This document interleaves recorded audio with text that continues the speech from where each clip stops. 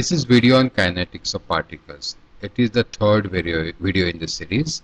Now, first video we did some basics, second video we did some problems, and this is second video on the problems. Now here, the first problem goes like this. A 50 kg crate shown in figure rests on horizontal plane for which coefficient of friction is 0.3. If the crate is subjected to 400 Newton towing force as shown, determine the velocity of the crate in 5 seconds starting from rest. Now, first what we have to note is dimension of body are not given. So it is surely particle problem. And force we are trying to relate to velocity and distance. Velocity and time. So it's surely a kinetic problem. If force was not there, it would have been kinematics problem. Alright.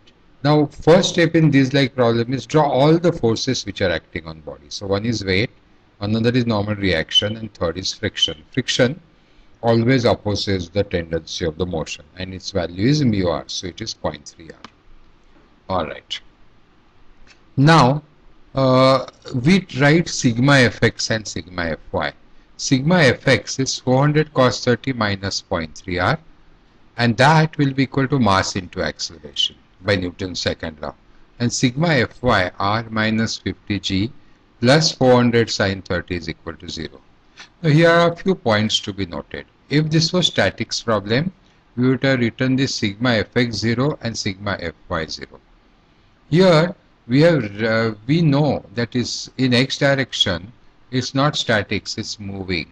So this 400 cos 30 minus 0.3 r is a net force in the direction of motion, that is towards our right, and that we have equated to mass into acceleration. But whereas in sigma fy direction there is no motion in vertical direction, so r minus 50 g plus 400 sin 30 is equal to 0. So that's why this second equation is as if it was a statics problem. Okay, now see these two equations are only two unknowns, r and a. Eliminating r, we can work out a. And once we have a, we can use kinematic equation v is equal to u plus at and work out the velocity after 5 seconds which was required. So it starts from rest. So u we have taken 0, a as 5.19, and we get our velocity. Next, two blocks A and B are held stationary 10 meter apart on a 20-degree inclined plane. Coefficient of dynamic friction between plane and A is 0.3 and for B it is 0.1.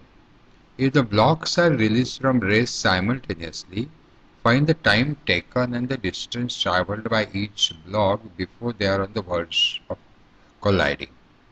Now the lower one is block A, upper one is block B. So as a first step, we have drawn all the forces on it. And it is customary that when a body is on incline, we take x-axis along the incline and y-axis perpendicular to the incline. Now we write sigma fx and sigma fy. Now for the lower body, that is A, sigma fx and sigma fy, when we write, sigma fy looks like r1 minus m1g cos 20 is equal to 0. Mind you, this angle is also 20. It follows from simple trigonometry. Now sigma fx will be m1g sin 20 minus 0.3 r1 is m1 a1. Mind you, the motion is downward, acceleration is downward. So all the downward forces are positive, upward forces are negative. Similar equation we write for body 2. R2 minus M2G cos 20 equal to 0, M2G sin 20 minus 0.1 R2 is M2A2. Now from first equation we can easily find A1 and second A2. Now we can solve the remaining thing by kinematic equations. Let them collide at this point, which is x distance away from there and away from the lower block, and let them collide after t. Then in that case, using s is equal to ut plus at square for each of the bodies, we get for lower body x is half a t square, and for the upper body is x plus 10 half a t square. Corresponding a's we have put. And see, when they meet means time has to same for both, and they meet at the same place means x, this distance from here is x and this distance from here is x plus 10. Another thing please note out here, that see, in kinetics of particle we are neglecting the dimensions of the body and thinking that it is a point. That's why you see even there is gap as far as the solving of the problem, we have neglected completely this size. And by solving this, we'll get our t and we'll get our x.